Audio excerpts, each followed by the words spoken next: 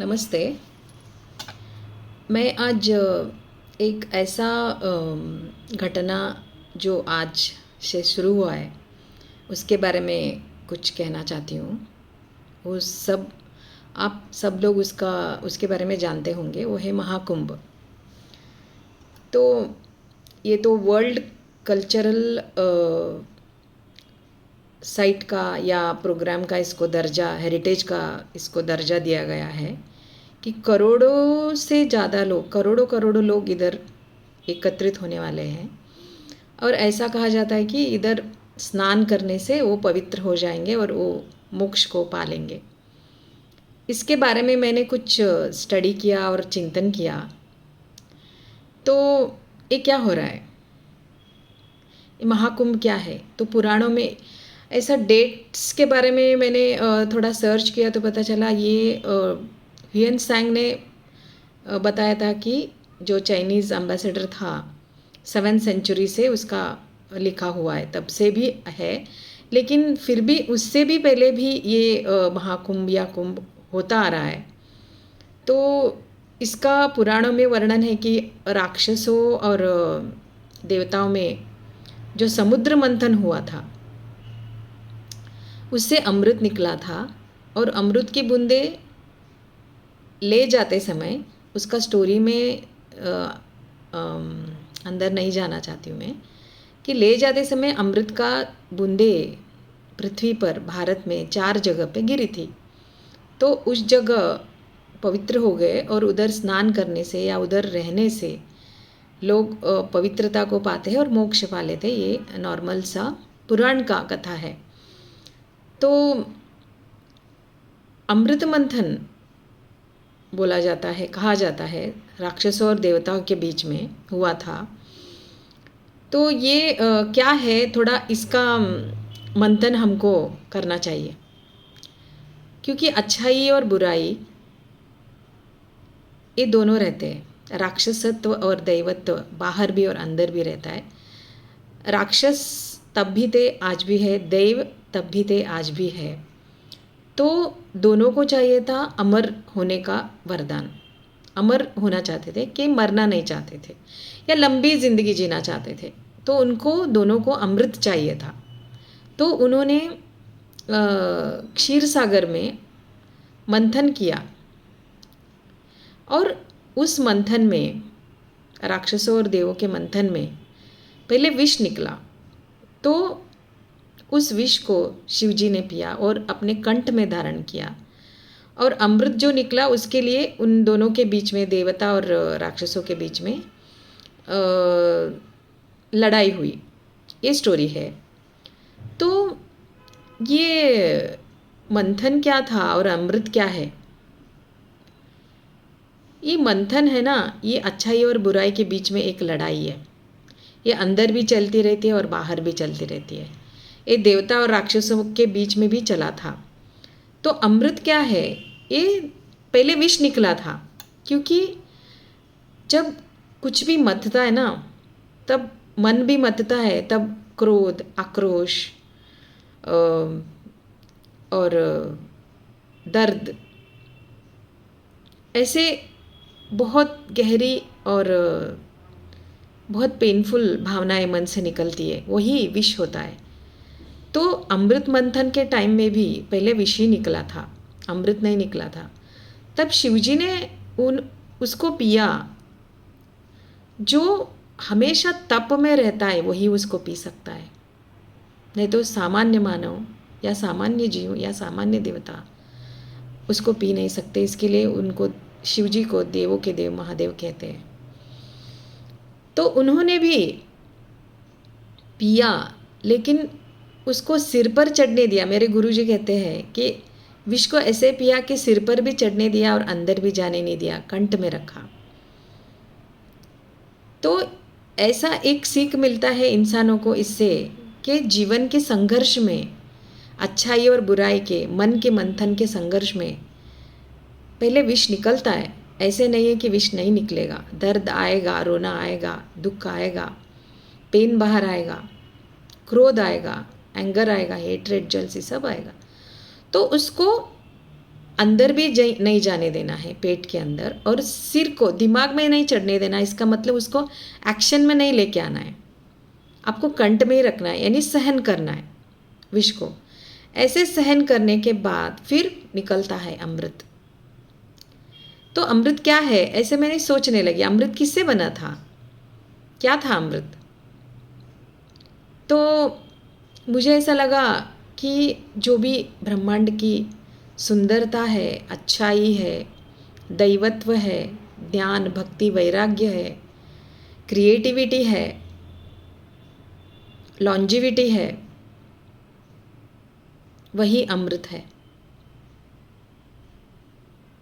वो जो पूरा ब्रह्मांड की जो निचोड़ थी अच्छाई की, वो अमृत के रूप में बाहर आ गई।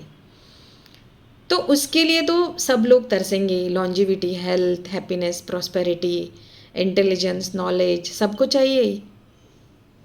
तो अमृत के लिए लड़ाई तभी हो रही थी।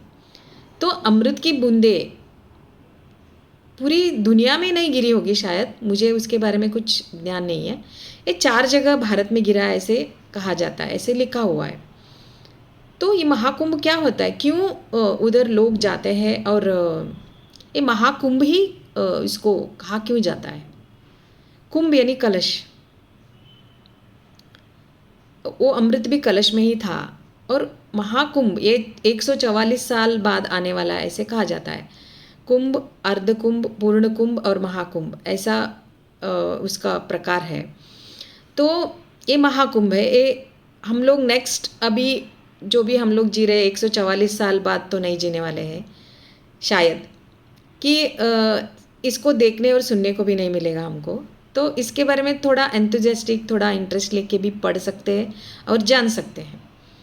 तो महाकुंभ, मुझे प्रश्न पड़ गया महाकुंभ क्यों कहा जाता है। क्योंकि कुंभ एक कलश होता है और हम भी एक कुंभ की तरह है, एक छोटे कुंभ है, हम लोग कलश है। हमें क्या भरना है, अमृत भरना है कि विष भरना है, हमको ये तैर करना है।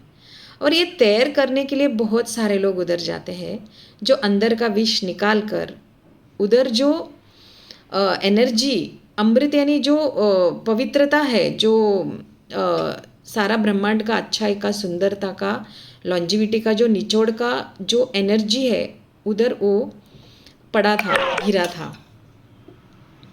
तो शायद ऐसा मुझे लगता है कि ये लिक्विड फॉर्म में ना होकर एनर्जी फॉर्म में रहा होगा।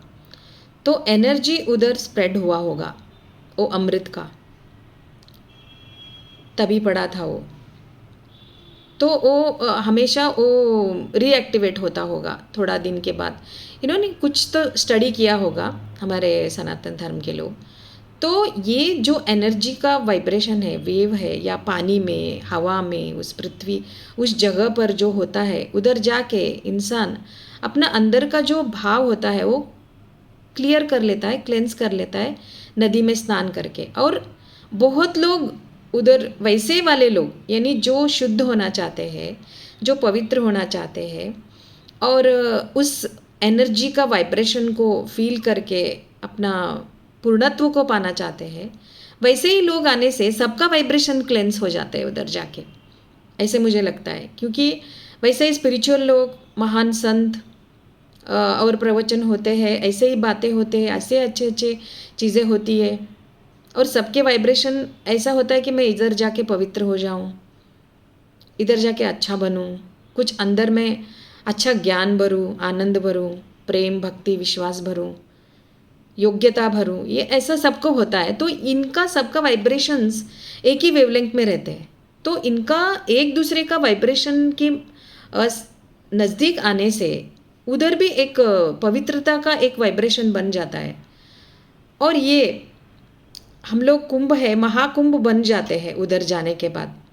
यानी हमारे अंदर उस अमृत तत्व को भर लेते हैं, ऐसे मुझे लगता है। सब लोगों को उधर जाने का पॉसिबल नहीं है, लेकिन इस वक्त में हम लोग घर पे बैठ के भी कुछ अपनी साधना थोड़ी बहुत कर सकते हैं। कि अच्छी बातें ही सुने, अच्छी बातें ही सोचे और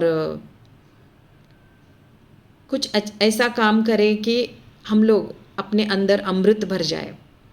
क्योंकि अमृत उधर गिरा था तो सिर्फ स्नान करने से नहीं, उधर वैसे जीवन जीने से, क्योंकि एक महीना रहता है, एक 21 डेज या 30 डेज इंसान कंटिन्यूस प्रैक्टिस करने से उसका अंतर मन बहुत हद तक शुद्ध हो जाता है और पवित्र हो जाता है, ऐसे मैंने पढ़ा है। तो ये महाकुंभ एक ऐसा अवसर है सभी पृथ्वीवासियों के लिए।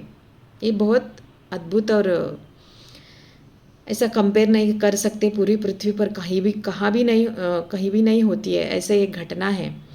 तो इसके बारे में कुछ हम लोग अलग अलग सोच भी रख सकते हैं।